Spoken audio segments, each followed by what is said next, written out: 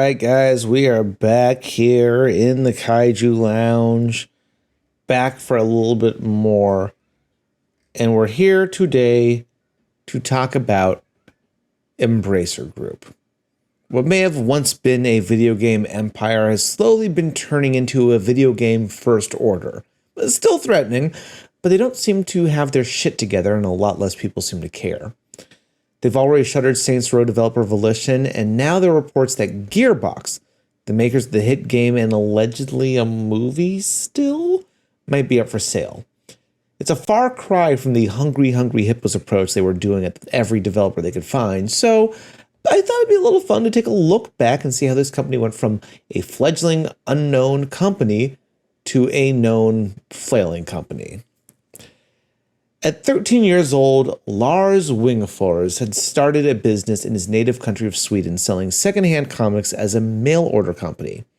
Having found success and, as the kids say, zero bitches, he established a second company at 16 with the same model selling used video games instead of comics. This company became known as Nordic Games. Towards the end of the 90s, due to some setbacks, he chose to sell the company, but when the dot-com bubble burst, he bought it back for the equivalent of $1 and reformed it as Game Outlet Europe. This company spun off a video game publishing subsidiary called Nordic Games Publishing.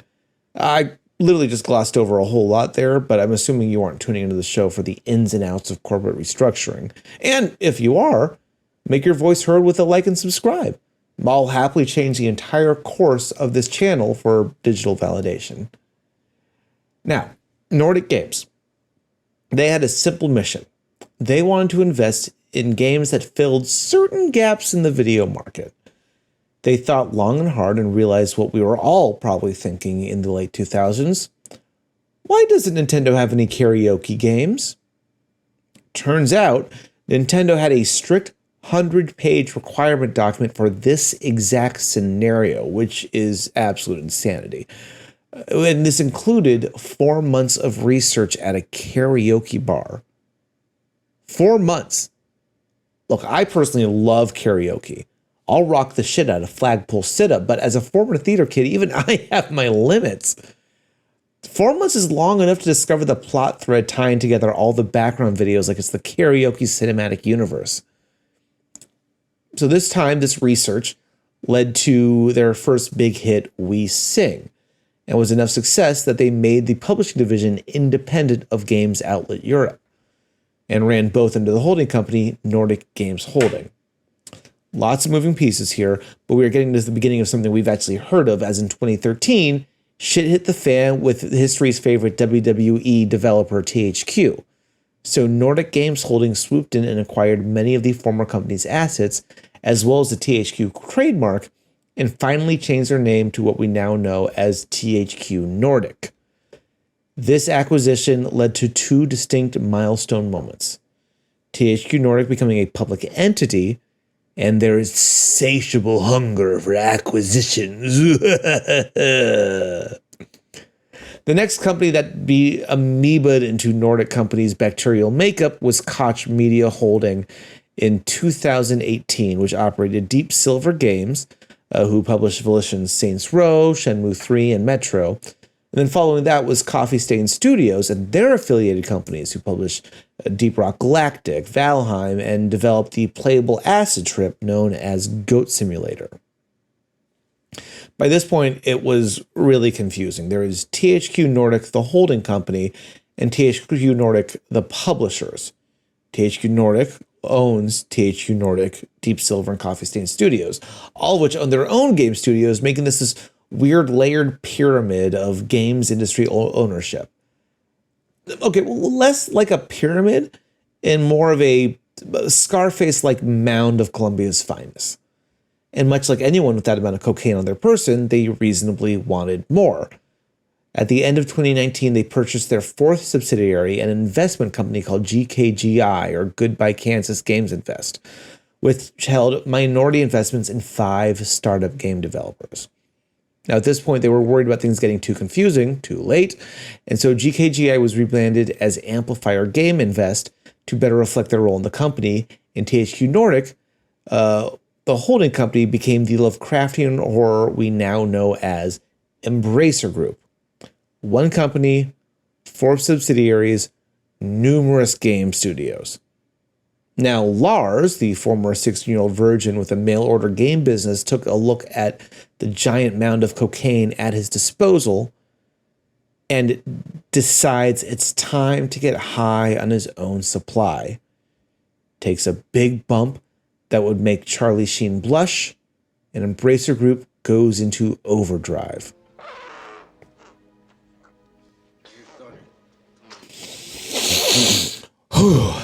Oh yeah. Here we go, baby. 2020, Amplifier Game Invest opens 2 studios, River End Games and C77 Entertainment. Embracer buys Saber Interactive at its 5 internal studios, making it the 5th subsidiary of Embracer. This follows by 7 more acquisitions in August. 4A Games and New World Interactive for Saber, Palindrome Interactive and Rare Earth Games and Vermilia Studios for Amplifier, Powwow Entertainment for THQ Nordic, and Deca Games becomes the 6th subsidiary. November of the same year, 12 more companies. 34 Big Things, Madhead Games, Nimble Giant Entertainment, Snapshot Games, Zen Studios, Thinking Ape Entertainment, IUGO Mobile Gaming, Flying Wild Hog, Purple Lamp Studios, Silent Games, and a quality insurance company, Comptic Lab, and this is all in one fucking year. Woo! Think that's crazy? Hear me out. 2021.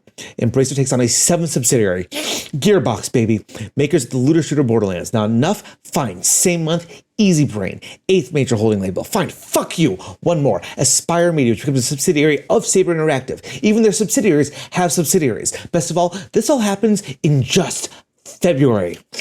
Okay. You know what else happened in 2021?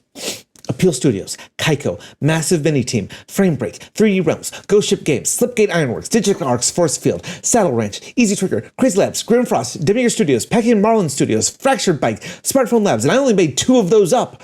They also purchased Asmodee, the board game company, Dark Horse Media, the comics company, and so much more. Now, I'm not going to keep naming names because A, the joke is going to get old, and B, I'm out of breath. But this continues well into 2022 with even more studios under their belt. The problem is, building such a big, huge house of cards, you realize that one pull could send the whole thing tumbling down. And get you canceled, that's a whole different story. And this is what's happening today. See, in order to keep the great gravy train churning, they needed gravy. And during the studio buying binge, Embracer Group received a little gravy from the Saudi investment fund's Savvy Games Group in the form of $1 billion. But you're partying, man. Can't stop now. The night is young. Take the money and keep rocking. Yeah. Oh, you need more? How about $2 billion? Talks are good. Supply is full. It's basically the 80s again. But it's not. The sun's coming up. You have to put the mirror back on the wall. And after 4 months of positive back and forth, the Saudi government pulls out of the deal, leaving Embracer with a whole lot less money than they were expecting. To make things worse, all these game companies come with game delays. And that drops their expected forecast from 1.3 billion to 840 million. That's still a lot, mind you, but that's a big jump. The drop in expected revenue and the deal falling through leads to 40% drop in shares and the panic sets in. And that's where we are now. That 60-year-old nerd selling old comics in Sweden, he now has to tell 17,000 employees that the company must restructure and many studios and games will close. We've seen it with Volition, with Campfire Cabal, and now word has it that Gearbox is being put up for sale. Gearbox. That's not a decision to take lightly. Borderlands is a huge IP and just released the Pandora's Box collection weeks before this news. And while it's taken a while, we do know that they've been working on this huge major motion picture starring Kevin Hart. It's an IP with a major following, and if Embracer is open to dropping a big name IP like this, things gotta be bad. So we will have to follow along as things push through. Is Embracer in danger? I don't think so. They are still really big, like too big. And that's actually what's scary here. 8 different subsidiaries, nearly 130 studios, and one bad deal, even if it's a big one, is causing numerous cancellations and thousands to lose their jobs.